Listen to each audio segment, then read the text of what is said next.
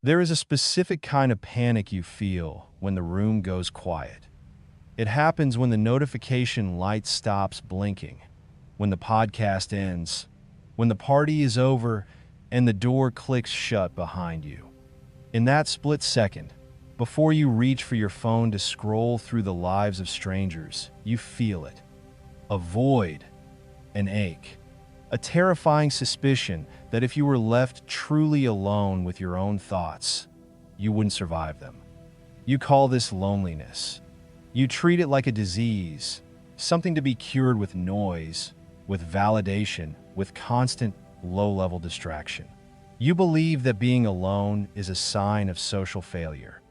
But let me tell you the truth that society has been terrified to tell you. Your inability to be alone is not just a weakness. It is the single greatest barrier preventing you from becoming who you are meant to be. You are not lonely because you have no friends. You are lonely because you are a stranger to yourself. We are going to perform a psychological surgery. We are going to separate loneliness, the poverty of self, from solitude, the richness of self. By the end of this, you will no longer run from the silence. You will learn how to enter it, how to weaponize it, and how to return from it stronger than anyone around you. The ancient philosophers knew a secret that the modern world has forgotten. The abyss isn't empty, it's where your power is hiding. Let's look at the trap you are currently in. We live in an age of pathological connection. You are tethered to the collective consciousness 24 hours a day. If you have a thought, you tweet it. If you have a meal, you post it. If you have an emotion, you text it to a friend to have it validated. You have forgotten how to metabolize your own life. Society has framed solitude as a failure state. If you are sitting alone on a Friday night, the narrative says you are unwanted. If you go to the movies alone, you are pathetic. So, you surround yourself with filler people. You agree to plans you hate. You maintain conversations that drain your soul, all to avoid the stigma of the empty chair.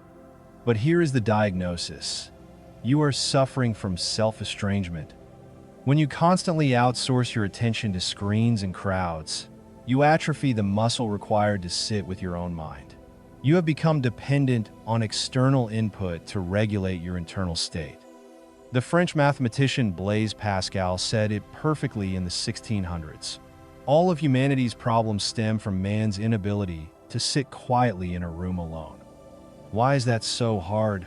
Because when the noise stops, the truth starts.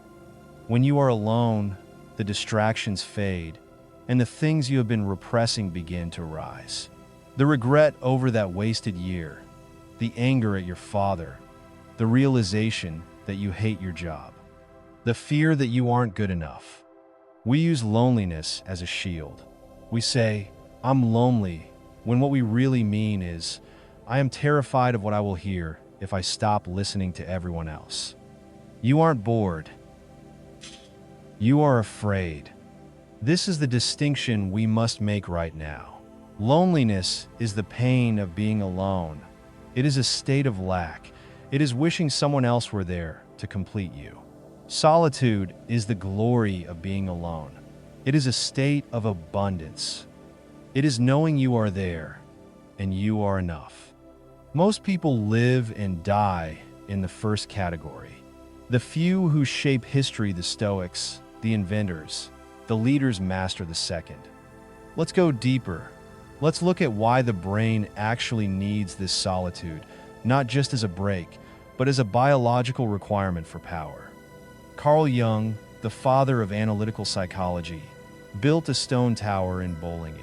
No electricity, no running water. He would retreat there for weeks to think, to write, to be alone. He didn't do this because he hated people. He did it because he understood individuation. Individuation is the process of becoming the person you are actually meant to be, distinct from the herd. Jung taught that in the crowd, you are possessed by the persona, the mask you wear to please others. You smile when you're not happy. You agree when you disagree. You shrink to fit the room.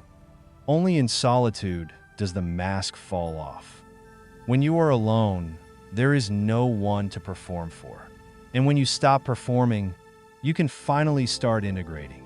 This is what we call shadow work. The parts of you that are dark, ambitious, weird, or aggressive, the parts you hide to be nice, can only be examined and integrated when you are in isolation. Think of the hero's journey.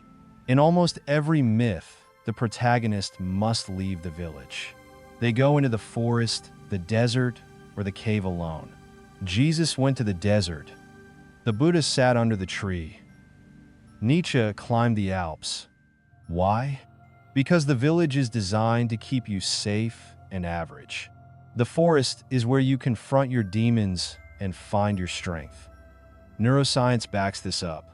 When you are focused on the outside world, your brain is in the task-positive network. You are reacting. But when you disengage, when you sit in silence and let your mind wander, you activate the default mode network. This is where creativity happens. This is where memory consolidation happens. This is where you connect the dots of your life. By denying yourself solitude, you are denying your brain the ability to make sense of your own existence. You are collecting data, but never processing it. If you cannot stand to be alone, it means you are boring company. Let that sink in. If you are bored when you are alone, it is because you have not built an interior life worth visiting. You have treated your mind like a waiting room, not a sanctuary.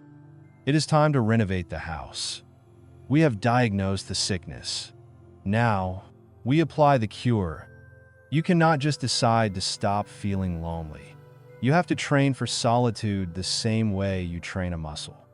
You have to endure the initial resistance, the withdrawal symptoms of dopamine addiction to get to the clarity on the other side. Here are 3 actionable steps to convert your isolation into power. Step 1. The dead time protocol. Most of you have 0 minutes of unprocessed time in your day. Start here with a 15-minute wall stare.